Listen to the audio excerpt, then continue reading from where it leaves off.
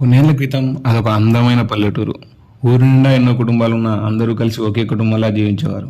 కులంతో సంబంధం లేకుండా, మతంతో సంబంధం లేకుండా అన్న, తమ్ముడు, బావ, బామర్ది, మామ, అల్లుడు, అక్క, చెల్లెలు అని సొంత బంధువుల్లా వరుసలు పిలుచుకునేవారు. ఎవరింట్లో పెళ్ళైనా వాళ్ళింట్లో పెళ్ళిలా పండగలు చేసేవారు. అది మరి నిజంగా పండగ అయితే ఊరంతా ఊర్లో ఉన్న గుడి దగ్గరకు వెళ్ళి ఉత్సవాన్ని ఎంతో ఉత్సాహంగా చేసేవారు.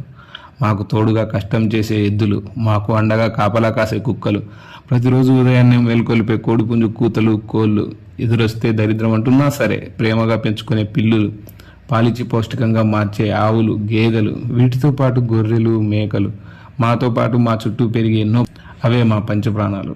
సంతోషంలో నిండుగా, కష్టంలో తోడుగా మాకందరికీ మేమున్నామని ధైర్యంగా ఉండేవాళ్ళం. కానీ ఏమైందో తెలియదు. కుటుంబానికి దూరం పెరిగింది.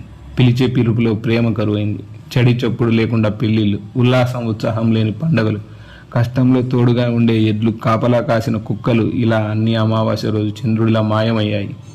అభివృద్ధి కోసం, అంతస్తు కోసం, అవసరాల కోసం ఊరినే విడిచిన మనుషులు కనిపించలేదు. కానీ ఊరు ఒంటరిగా కన్నీరు కారుస్తుందేమో అనిపించింది. అసలు ఏం జరిగింది? కొన్ని సంవత్సరాల క్రితం పచ్చని పొలాలు, చెట్లు, ప్రేమలు, ఆప్యాయతలు, కష్టాన్ని కూడా ఇష్టంగా చేసుకునే రోజుల్లో ఉన్న పల్లెటూరు నుండి ఒక వ్యక్తి అభివృద్ధి చెందాలని, ఆశయాలు సాధించాలని బయటికి వెళ్ళాడు. అతని సమయం బాగుండడం వల్ల మంచి ఉద్యోగం వచ్చింది. కష్టపడి ఉద్యోగం చేసుకోవడం వల్ల మంచి పేరు వచ్చింది.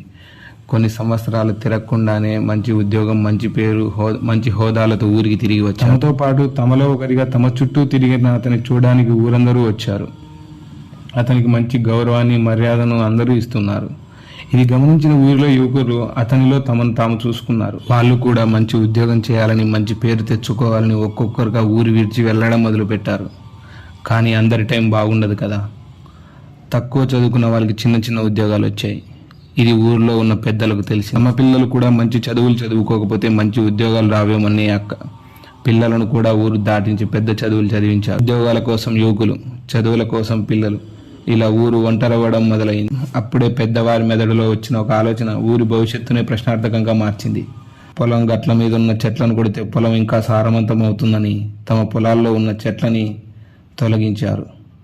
చెట్లు లేక వర్షాలు ఆగిపోయాయి. వర్షాలు లేక పంటలు పండలేదు. ప్రతి ఏడు 2 పంటలు పండించే రైతు కాస్త ఒక్క పంట కూడా పండించలేని దిక్కులేని స్థాయికి పడిపోయారు. ఎలాగోలా పండించిన పంటను అమ్ముకోలేని పరిస్థితి.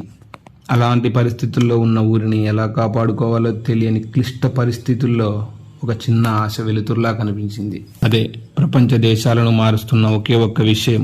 రాజకీయ గాలాన్ని వేసి చేపలను పట్టినట్టు అడుగంటిన ఆశలతో ఉన్న మనుషులను కొద్దిగా ఆశను చూపించడం మొదలుపెట్టింది. అవసరానికి మించిన పథకాలు, అంతకు మించిన వాగ్దానాలతో ఊరి మనసులలో అడుగంటిపోయిన నాది అనే స్వార్థం మొక్కలా మెలుకెత్తి మహావృక్షంలా మార్చసాగింది.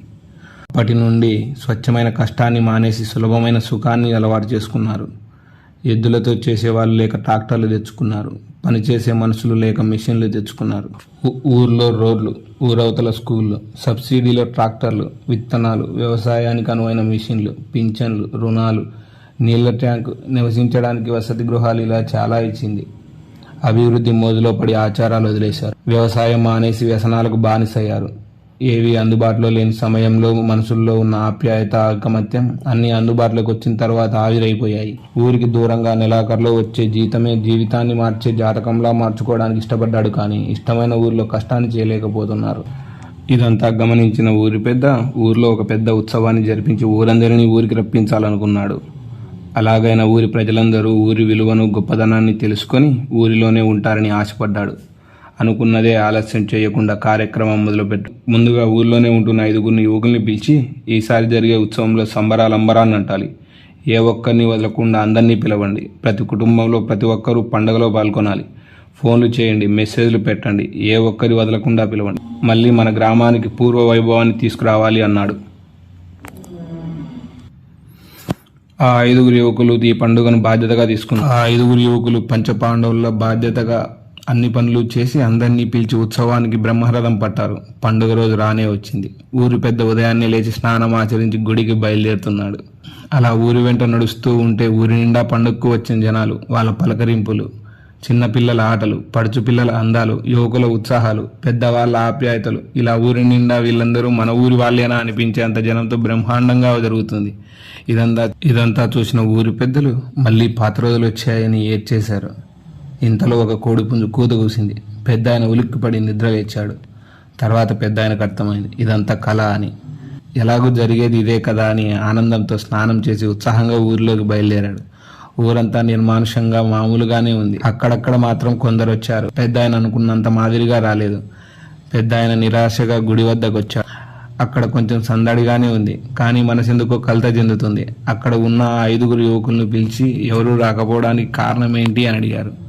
ఉద్యోగాలకు సెలవులు ఇవ్వలేదని కొందరు, విద్యార్థులకు ఎగ్జామ్స్ అని కొందరు, ఇలా ఎవరూ రాలేదు అని చెప్పి ఉత్సవం వచ్చే ఊరందరూ వస్తారనుకున్న పెద్ద ఆయన ఆశ ఆవిరైపోయింది. ఇప్పుడు ఏం చేద్దాం చెప్పండి అని యువకులను అడిగాడు. ఎలాగైనా అందరూ ఊరికి వచ్చే ఉపాయం చెప్పండి అని యువకులను అడిగారు. పెద్ద ఆయనకు రాజకీయంగా వ్యతిరేకంగా ఉంటున్న కొందరు అక్కడికి వచ్చి ఈ ఊర్లో ప్రజలకు ఉత్సవాలు చేయాలన్నా, ఉద్యోగాలు ఇవ్వాలన్నా మా పార్టీ వల్లే అవుతుంది, చేతగాని వాళ్ళ చేతుల్లో ఏమీ జరగదన్నాడు. ఇంతలో కోపంలో యువకులు ఏంట్రా గొడవ పట్టుకోవడానికి వచ్చావా అని వాడి మీదకు వెళ్ళబోయారు. ఇంతలో పెద్ద ఆయన వాడి దగ్గరకు వచ్చి ఉత్సవం అందరూ సంతోషంగా ఉండాలని చేయబోతున్నాను. నాకు నీ సంతోషం కూడా ముఖ్యమే, రాజకీయం కోసం కాదు. అయినా రాజకీయాన్ని వాడుకొని ఊరిని బలపరచాలి కానీ ఊరిని వాడుకొని రాజకీయాన్ని బలపరచకూడదు అన్నాడు. వాడు అక్కడి నుండి వెళ్ళిపోయాడు. యువకుల్లో ఒకడు వాడు చెప్పింది కరెక్టే, ఎవడు రానప్పుడు ఉత్సవం ఎందుకు, ఆపేసి ఎవరింటికి వాళ్ళం వెళ్ళిపోదాం అన్నాడు. ఇంతలో ఇంకొక ఏంట్రా కరెక్ట్, ఈ ఉత్సవం చేసేది మన వాళ్ళు ఊరికి రావడం కోసం అనేది ఎంత నిజమో దేవుడి దయ ఊరి మీద ఉండాలన్నది కూడా అంతే నిజం. భగవంతుణ్ణి మర్చిపోయిన ఊరు బాగుపడిన చరిత్ర లేదు. ఆ యువకుడు పెద్దాయన వైపు తిరిగి, పెద్దాయన మనం ఉత్సవం చేస్తున్నాం, అలా ఇలా కాదు, ఇప్పటి వరకు ఎప్పుడూ జరగనంత గొప్పగా చేస్తున్నాం. ఉత్సవాన్ని వీడియోస్ ఫొటోస్ తీసి వైరల్ చేస్తే చూసిన ప్రతి ఒక్కడు నెక్స్ట్ ఇయర్ ఉత్సవం ఎప్పుడు జరుగుతుందా, ఎప్పుడు ఊరికి వెళ్దామని కాసుకు కూర్చోవాలి. తర్వాత భారమంతా భగవంతుడి. ఊర్లో ఉన్న పిల్ల జల్ల ముసలి ముతక ప్రతి ఒక్కరిని గుడి వద్దకు రమ్మని చెప్పు. రేయ్ నువ్వు దీన్ని మిస్ అవ్వకుండా వీడియో తీ, రేయ్ నువ్వు ఫొటోస్ తీ. యువకులందరూ చేయికి చేయి పట్టుకొని జై శ్రీరామ్ అంటూ ఉత్సవాన్ని మొదలుపెట్టారు. పట్టు వస్త్రధారణ అలంకరణతో జానకి సమేత రామ లక్ష్మణ మూర్తి ఊరేగింపుగా బయలుదేరాడు. చుక్కల్లాంటి రంగురంగుల దీపాలు, ఆ దీపాలను చూసి మెరుస్తున్న ఊరి వారి కళ్ళు, దేవుడి రథం ముందు చిన్న పెద్ద సంబంధం లేకుండా చేసే నాట్యాలు, ఊరేగింపులో పాల్గొన్న ప్రతి ఒక్కరి మనసు ఉల్లాసాన్ని ఇస్తుంది. కులం మత పార్టీలతో సంబంధం లేకుండా చేసిన ఉత్సవంలో ఆనందం ఆకాశాన్ని అంటింది. ఇలా ఎంతో సంతోషంగా ఆ రోజు గడిచింది. ఉత్సవాన్ని వీడియో తీసి అందరికీ పంపించారు. అలా వారం రోజులు గడిచిన తరువాత వీడియో మెల్లగా వైరల్ అయ్యింది. వీడియో మెల్లగా ఒకరి నుండి ఒకరు పంపించుకున్నారు. చూసిన ప్రతి ఒక్కరికి గుండెల్లో కొండంత ఉత్సాహం. ఇంతలోనే అంతకు మించిన ఉత్సవ వేడుకలు మేము లేమే అనే నిరుత్సాహం. అందరూ ఆ ఉత్సవం జరిపిన యువకులకు ఫోన్ చేసి ఉత్సవం బాగా చేశారు అని అభినందిస్తున్నారు. ఈసారి ఉత్సవం ఎప్పుడుందో చెప్పమని, మేము కూడా తప్పకుండా వస్తామని అడుగుతున్నారు. ఇదంతా గమనించిన పెద్ద ఆయన తమ ప్రయత్నం ఫలించిందని సంతోషంగా ఉన్నాడు. ప్రతి ఒక్కరూ తమ సొంత ఊరిని విచ్చి ఇంత దూరంగా వచ్చి ఇన్ని సంతోషాలను మిస్ అయ్యామా అని కొంచెం బాధపడుతున్నారు.